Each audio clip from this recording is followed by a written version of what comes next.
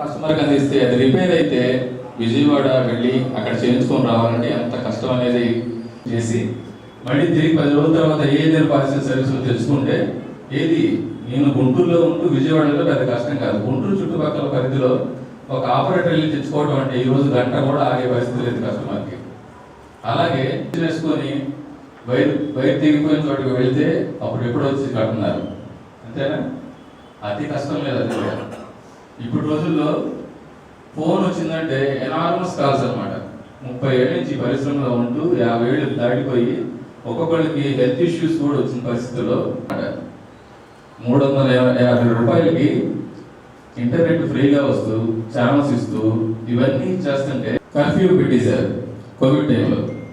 విజయవాడ వెళ్ళి ఎక్కడో సెల్కాన్ సెంటర్కి వెళ్ళి అక్కడికి వెళ్ళి ఆ బాక్స్ రిపేర్కి ఇచ్చి 2-3 రోజుల తర్వాత వాడు చెప్పిన టైంకి వెళ్ళి బాక్స్ రిపేర్ చేసుకుని వెనక్కి తెచ్చుకుని గుంటూరులో పెట్టండి సార్. దయచేసి ఏ జిల్లా సెంటర్లో దాంట్లో సర్వీస్ సెంటర్ మీరు ఏర్పాటు చేయండి. తప్పనిసరిగా ఆపరేటర్లు తీసుకుంటారు. పాపం కొంతమంది ఆపరేటర్లు తెలియక దీన్ని వెంటనే ఓన్ చేసుకోలేదు. వాళ్ళ ఏరియాలో కొంచెం పాపం కాంపిటీషన్ పడింది. అలాంటి అడ్డు వాళ్ళు నచ్చ చెప్పి వాళ్ళ కాంపిటీషన్ లేకుండా వాళ్ళ పాత ఆపరేటర్లు కొత్త ఆపరేటర్లు చూడండి, ఎవరి పనితనం ఏంటి తెలుసుకోండి. అంతేకాకుండా మొన్న ఇదే పోల్ ట్యాక్స్ గురించి వెళ్తే మేమందరం వెళ్ళాం. మా పెద్దనే శ్రీనివాస్ గారు అందరూ వెళ్తే ఆ కాగితం మడిచి అని ఇంకో మాట వాడారు. ఎవరండి పనికిమానోడు ఎవడో ఆఫీసర్ మాట్లాడారు. అంటే వాళ్ళ పేరు నాకు తెలియదండి. మా పోల్ ట్యాక్స్ ఏపీ 5 నేను ఏపీ పెద్ద గట్టిగా చెప్పకుందంటే నా ఐడి నేనే క్రియేట్ చేసుకున్నా. చుట్టుపక్కల ఆపరేటర్ కూడా వాళ్ళకి ఐడి క్రియేట్ చేశారు. LMO 8244 నా ఐడి నేనే క్రియేట్ చేసుకున్నాను. అంత ఇంట్రెస్ట్ కాదు. ఎందుకంటే టెక్నాలజీని ప్రజలు చేరవేయాలని ఆయన ఆశయం మేము చేరవేస్తున్నాం. పేదవాళ్ళకి ఇంటర్నెట్ నుంచి చూపించాం. కానీ ఇప్పుడు జారిపోయాం సార్. మీరు ఆఫీస్కి వస్తే అలానే సార్ అండి. మీరు ఏపీ ఫైబర్ ఏదన్నారు ఏపీ ఫైబర్కి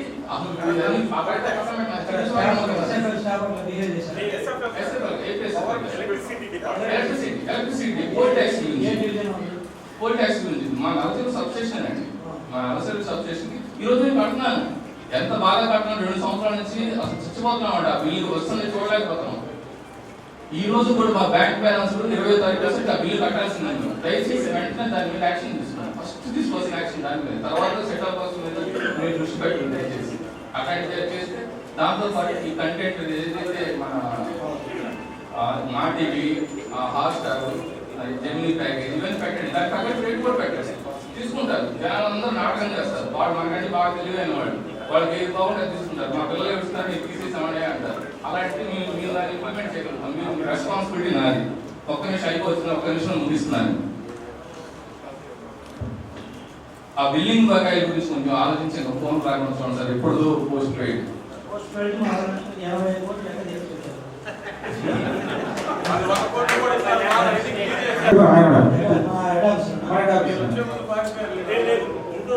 గుంటూరు ఆఫీస్లోనే గుంటూరు ఆఫీస్లోనే శివారెడ్డి గారు చెప్పి ఆయన ఉన్నారు.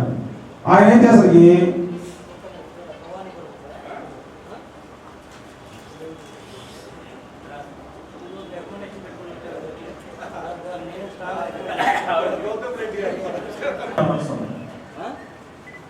క్రిస్టియన్ ఛానల్స్, సువార్త, కలవరి ఇవన్నీ ఉన్నాయి. ఇప్పుడు ఆ ప్యాక్ ని తీసేశారు. ప్యాక్ అంటే దాంట్లో ఉన్న న్యూస్ ఛానల్స్ ఏబిఎన్ టీవీ మనం ఇప్పుడు ఇచ్చేస్తున్నాము. ఇప్పుడు కూడా సబ్స్క్రైబర్ ఎవరైతే మన సర్వీస్ తీసుకుంటున్నారో ఈ క్రిస్టియన్ ఛానల్స్ రాక FTA ప్యాక్ వేసినా కూడా ఇది డబ్బులు చెల్లించినా కూడా రాదు. గతం నుంచి వాళ్ళు డబ్బులు చెల్లించే చూస్తున్నారు. ఇప్పుడు మళ్ళీ తిరిగి డబ్బులు చెల్లించడానికి సిద్ధంగా ఉన్నా కానీ మన సంస్థ ఇవ్వట్లేదు. ఇది మొదటిగా మీరు చైర్మన్ బాధ్యతలు స్వీకరించిన తర్వాత కూడా ఫస్ట్ లోనే మీకు చెప్పాము. ఏదైతే ఈ క్రిస్టియన్ ఛానల్స్ ఉన్నాయో వీటిని అసలు డబ్బులు చెల్లించిన రాని పరిస్థితి. అది వీటి మనమేమి బ్రాడ్కాస్టర్కి పేమెంట్ చేసే పని లేదు. కంటెంట్ FTA కంటెంట్ ఇది చాలా ప్రెషర్. ఎందుకంటే మొదటిదాకా మేము ఎలా మోటివేట్ చేసాము అంటే న్యూస్ ఛానల్స్ రాకపోయినా ఏదైనా మన చేతిలోనే అస్త్రం ఉంది. డేటా అనేది మన ఇంటర్నెట్ ఉంది. ఏ ఛానల్ కావాలన్నా మీరు యూట్యూబ్లోకి వెళ్ళి చూసుకొని అంటాం. మన టెక్నికల్ సిబ్బంది లేకపోతే మనకుంటే ఇంటర్నెట్ ప్రొవైడర్స్ ఆర్థికంగా మీకు అన్నీ తెలుసు. ఇప్పుడు యూట్యూబ్ ప్లే అవ్వని పరిస్థితిలో ఏ ఛానల్ని యూట్యూబ్లోకి వెళ్ళి చూసుకోమని చెప్పాలి. నేను ఏపీ ఫైబర్ నెట్ చైర్మన్గా బాధ్యతలు స్వీకరించిన తర్వాత ముఖ్యంగా ఏంటంటే కేబుల్ ఆపరేటర్ల సమస్యలు చాలా నా దృష్టికి రావడం జరిగింది. అంటే అక్కడ చార్జ్ తీసుకున్న నెక్స్ట్ డే నుంచే సంస్థకు వచ్చి చాలామంది వాళ్ళ సమస్యలు చెప్పడం జరుగుతుంది. అదేవిధంగా నా కాల్ చేయడం కావచ్చు, లేకపోతే మెయిల్ ఐడి ఇస్తే మెయిల్స్ కావచ్చు, వాళ్ళందరూ సమస్యలు చెప్పడం జరుగుతుంది. ఈ నేపథ్యంలో అవి అందరూ కేబుల్ ఆపరేటర్స్ విజయవాడకు వచ్చి మేము ఆడ వర్క్ చేసుకున్నప్పుడు వాళ్ళ గంటల తరబడి వాళ్ళ టైంని వేస్ట్ చేసుకొని వృధా కాకుండా సో జిల్లాల వారికి వచ్చినట్లయితే మొత్తం ఇక్కడ వస్తారు, వాళ్ళ సమస్యలు ఒక్కొక్కరు చెప్పడానికి అవకాశం ఉంటుందని చెప్పేసి ఆ నేపథ్యంలో నేను జిల్లా పర్యటనలు పెట్టుకోవడం జరిగింది. సో మొత్తం అంటే జిల్లాలు కొత్త జిల్లాలు కాకుండా పాత జిల్లాలు ఉమ్మడి జిల్లాల కాంటెస్ట్లో నేను జిల్లా పర్యటనను స్టార్ట్ చేశాను. నిన్నటి నుంచి మొదలుపెట్టాను. నిన్న ఒంగోలు జిల్లాకు వచ్చాను. నిన్న ఒంగోలులో జరిగింది, మీటింగ్ జరిగింది, బాగానే జరిగింది. అక్కడ కూడా వాళ్ళందరూ కేబుల్ ఆపరేటర్ చాలామంది రావడం జరిగింది, వాళ్ళ సమస్యలు చెప్పడం జరిగింది. ఈరోజు ఇక్కడ గుంటూరు జిల్లాకు వచ్చాను. ఇక్కడ కూడా వాళ్ళ సమస్యలు చెప్పడమే కాకుండా ఇక్కడ ఉన్న వాళ్ళైతే చాలా వరకు సంస్థ పురోగతికి చాలా విలువైన సూచనలు అవన్నీ కూడా ఇవ్వడం జరిగింది, సలహాలు సూచనలు ఇవ్వడం జరిగింది. చాలా వరకు కూడా వాళ్ళు చెప్పిన సమస్యలు కావచ్చు, లేకపోతే వాళ్ళు సూచించినటువంటి సూచనలు కావచ్చు, సలహాలు కావచ్చు, చాలా వరకు చేయడానికి అవకాశం ఉన్నవే తప్పితే ఇందులో పెద్ద కష్టమైన అంశాలు అయితే ఏమీ లేవు. కేవలం ఏంటంటే కొంచెం టైం పెట్టకపోవడం వల్ల మా సిబ్బంది కావచ్చు, మేము కావచ్చు, తద్వారా ఇవన్నీ కూడా ఎస్టాబ్లిష్ అయినవి. డెఫినెట్గా అవన్నీ కూడా వారు చెప్పిన సూచనలు మేము పరిగణనలు తీసుకుంటాము, ఉన్న సమస్యలు కూడా పరిష్కరిస్తాము. ఇదొకటి. రెండోది వచ్చేసరికి ఏంటంటే కనెక్షన్ల సంఖ్య ఇంతకుముందు కూడా చాలాసార్లు మాట్లాడింది, ఇప్పుడు కూడా మాట్లాడుతున్నాం. 10 లక్షలు ఉన్న కనెక్షన్స్ 2009లో అక్కడి నుంచి పెరగాల్సిన కనెక్షన్స్ పోయి ఈరోజు 5 లక్షలు పడిపోయింది. ఇప్పుడు కూడా చూసినట్లయితే రోజు కనెక్షన్ సంఖ్య పడిపోతుందో తప్పితే ఎక్కడ పెరగట్లేదు. దానికి ఒకటి ఎక్కువగా కారణాలు మా వైపు నుంచే ఉన్నాయి. దాదాపు చెప్పాలంటే ఆపరేటర్స్ కంటే కూడా ఆ తప్పులు అనవచ్చు, లేకపోతే ఆ సమస్యకు పరిష్కారం చూపించలేకపోవడం కావచ్చు, అవన్నీ మా వైపే ఎక్కువ ఉన్నాయి. అది నెట్వర్క్ ఇష్యూ కావచ్చు, సెటప్ బాక్సులు ఇవ్వలేకపోవడం కావచ్చు, సర్వీస్ సెంటర్స్ ప్రాపర్గా లేకపోవడం వల్ల ఏమైనా రిపేర్ వస్తే సర్వీస్ చేంజ్ లేకపోవచ్చు, వివిధ కారణాలతోటి కూడా సంఖ్య కొత్తగా పెరగట్లేదు, ఉన్నైపోతుంది. ఇది ఆపరేటర్లు ముఖ్యంగా ఎదుర్కొంటున్న సమస్య. అది మేము తీర్చాల్సినటువంటి అంశము. డెఫినెట్గా దీన్ని హానర్ చేస్తాము. అదేవిధంగా కూడా ధరలు కూడా 2019లో ఉన్న టారిఫ్ కంటే కూడా తర్వాత పెంచడం జరిగింది. నెక్స్ట్ వచ్చిన వాళ్ళు ఇది వైఎస్ఆర్సీపీ గవర్నమెంట్ వచ్చిన తర్వాత దాని టారిఫ్ కూడా పెంచారు కానీ ఆదాయం అయితే పెరగలేదు. పోనీ పెంచిన టారిఫ్ తగ్గట్టుగా అంటే కొత్త రేటు తగ్గట్టుగా ఏమైనా క్వాలిటీ సర్వీస్ ఇచ్చారంటే క్వాలిటీ సర్వీస్ లేదు, ధరలు పెంచారు, సమస్యలు పరిష్కరించలేదు. తద్వారా ఏమైందంటే కనెక్షన్ల సంఖ్య కూడా పడిపోయింది. అదొకటి. నిన్న కూడా చెప్పాను, ఈరోజు చాలా కాంట్రాక్టర్స్ కావచ్చు, సప్లయర్స్ కావచ్చు, మా సంస్థ నుండి చాలా అవుట్ స్టాండింగ్ బిల్స్ ఉన్నాయి, వర్కులు చేయించుకున్నారు. ఈరోజు కాంట్రాక్టర్స్ నేను చైర్మన్కి తీసుకున్న తర్వాత చాలామంది వచ్చి డబ్బులు అడుగుతున్నమాట వాస్తవం. సో అది ఏమైందా ఏంటి, ఎందుకు చేయించుకున్నారా, డబ్బులు మరి ఉన్న డబ్బులను ఎక్కడ ఖర్చు పెట్టారో, వీళ్ళందరికీ ఎన్ని కోట్ల రూపాయలు బిల్స్ కూడా వాళ్ళందరికీ పెండింగ్ ఉన్నాయి. వాళ్ళ ఇబ్బందులు చూస్తుంటే నిజంగా మాకు బాధ అనిపిస్తుంది. అవన్నీ కూడా మొత్తం చూస్తున్నాము. అసలు ఎందుకు వాళ్ళలో నిజమైన కాంట్రాక్టర్ లేరు. కొంతమంది మీకు తెలిసిందే వర్క్ చేయకపోయినా కూడా ఆ రోజు ప్రభుత్వంతో సఖ్యతగా ఉన్న వాళ్ళు కొంతమంది వర్క్ చేయకపోయినా కూడా చేసినట్టుగా బిల్స్ పెట్టుకొని అలాంటివి కూడా సెగ్రిగేట్ చేస్తున్నాము. అలాంటి ఫేక్ కాంట్రాక్టర్లు కానీ ఫేక్ బిల్ చేయనుంటే మాత్రం వాళ్ళపైన డెఫినెట్గా చర్యలు తీసుకుంటాము. జెన్యున్గా చేసిన వాళ్ళ సర్వీసులు మాత్రం డెఫినెట్గా చూసుకొని ఆదాయము సంస్థకు స్టార్ట్ అవ్వగానే వాళ్ళ బిల్స్ కూడా మేము సెటిల్ చేయడానికి ప్రయారిటీ ఇస్తాము. ఇవి ముఖ్యంగా ఉన్న అంశాలు. రెండోది వచ్చేసరికి ఉద్యోగాలు కూడా 2019-24 మధ్యలో కూడా చాలా అడ్డదిడ్డగా రిక్రూట్మెంట్ చేయడం జరిగింది. సరే చేసిన తర్వాతనన్నా కానీ వాళ్ళని ఏమన్నా ప్రాపర్గా వాళ్ళకి ట్రైనింగ్ ఇచ్చి సంస్థకు ఉపయోగపడేటట్టు ఏమన్నా వాళ్ళను రిసోర్సెస్గా కన్వర్ట్ చేశారంటే అది కూడా ఎక్కడ చేయలేదు. కేవలము ఒక పొలిటికల్ ఎంప్లాయ్మెంట్ కింద వాళ్ళందరికీ ఉద్యోగాలు ఇచ్చేసి ఒక ఎమ్మెల్యే ఇంట్లోనో, లేదా ఒక ఎంపీ ఇంట్లోనో, లేదా ఒక లీడర్ ఇంట్లోనో డ్రైవర్ గానో, లేకపోతే వాళ్ళ అటెండర్ గానో పెట్టుకుంటూ సంస్థ నుంచి జీతాలు డ్రా చేయడం జరిగింది.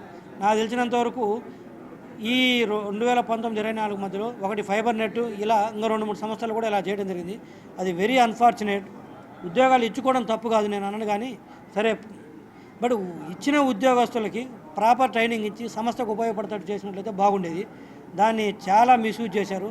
దాదాపు 2019లో 108 మంది ఎంప్లాయీస్ ఉన్నారు. ఆ రోజు 108 మంది ఎంప్లాయీస్ తోటే మేము అంత పెద్ద సంస్థను, ఈరోజు ఉన్నదానికంటే ఎక్కువ డబుల్ కనెక్షన్స్ ఉన్నాయి, ఆ సంస్థ నడపగలిగితే ఈరోజు దాదాపు 1360 మంది చిరుకు ఎంప్లాయీస్ ఉన్నారు. మరి 108 మంది నుంచి 1360 మందికి ఎంప్లాయీస్ వచ్చి కూడా ఈరోజు ఆ రోజు ఉన్నటువంటి క్వాలిటీ సర్వీస్ లేకపోతున్నాము, ఆ రోజు ఉన్నంత బిజినెస్ లేదు, సగానికి సగం బిజినెస్ పడిపోయింది. ఒక పక్క చూస్తేనేమో ఖర్చులు విపరీతంగా పెరిగిపోయినాయి. దాదాపు నెలకు 4 కోట్ల రూపాయలు మేము జీతాలు ఇచ్చే పరిస్థితి ఉంది. కేవలం 40 లక్షల రూపాయలు 2019 జీతాలు ఇచ్చి బ్రహ్మాండమైన సర్వీసెస్ ఇస్తే ఈరోజు 4 కోట్ల జీతభత్యాలు ఇస్తూ కూడా అందులో చెప్పాలంటే 10-20% కూడా సర్వీస్ ఈరోజు ఇవ్వలేకపోతున్నారు. ఎందుకంటే ఇవన్నీ కూడా నేను ఎల్ఎంఓలు అంటారు, కేబుల్ ఆపరేటర్స్ తోటి కూర్చుంటే వాళ్ళు చెప్తుంటే నిజంగా బాధ అనిపిస్తుంది. ఒక పక్క జియో లాంటి వాళ్ళు కావచ్చు, ఎయిర్టెల్ వాళ్ళు లాంటి కావచ్చు, ప్రైవేట్ రంగ సంస్థలు ఎంతో క్వాలిటీగా ప్రొఫెషనల్గా వాళ్ళు సర్వీసెస్ ఇస్తుంటే మనము ఇన్ని సమస్యల మధ్యలో కూడా నిజంగా చెప్పాలంటే ఆ 5 లక్షల కలెక్షన్స్ అయినా మిగిలినాయంటే నిజంగా నాకు వండర్ అనిపిస్తుంది. అసలు వాస్తవంగా చూస్తే ఇప్పుడున్న వాళ్ళు చెప్పిన సమస్యల ప్రకారం చూస్తే వీళ్ళు చేసిన విధానాలకు అవి కూడా ఉండకూడదు. అది ఎందుకున్నాయంటే thanks to the cable operators ఎవరైతే ఎల్ఎంఓలు ఉన్నారో వాళ్ళ కృషి ఫలితమే. నష్టమో కష్టమో పాపము నిలబెట్టాలన్న ఉద్దేశంతో అభిమానం కావచ్చు, లేకపోతే ఈ సంస్థను బతికిస్తే మనకు భవిష్యత్తు ఉంటుందన్న నేపథ్యంలో కారణాలు తెలియదు. కానీ వాళ్ళ భుజస్కంధాల పైన వేసుకొని పాపం ఈ 5 సంవత్సరాలు పట్టకొచ్చారు. పట్టకు రాబట్టే కనీసం 5 లక్షల కనెక్షన్స్ అయిన ఉండి సంస్థ మనుగడలు ఉంది. లేకపోతే వాళ్ళు ఏం వదిలేసి ఉంటే కనెక్షన్స్ పోతే సంస్థకు మనుగడ అనేది ఉండేది కాదు. సో వాళ్ళకు కూడా ప్రత్యేకమైనటువంటి కృతజ్ఞతలు తెలియజేసుకుంటున్నాను. ఏదైతే వాళ్ళు చెప్తున్నారో జిల్లాల వారికి వెళ్ళినప్పుడు నిన్న కానీ ఈరోజు కానీ రేపు కృష్ణా జిల్లాలో వెళ్తున్నాను. నెక్స్ట్ మంగళ బుధవారాలు West Godavari and East Godavari కూడా వెళ్తున్నాను. బట్ డెఫినెట్గా ఈ అన్ని సమస్యలను కూడా వీలైనంత త్వరగా వీలైన సమస్యలు కూడా పరిష్కరిస్తానని చెప్పదలుచుకున్నాను.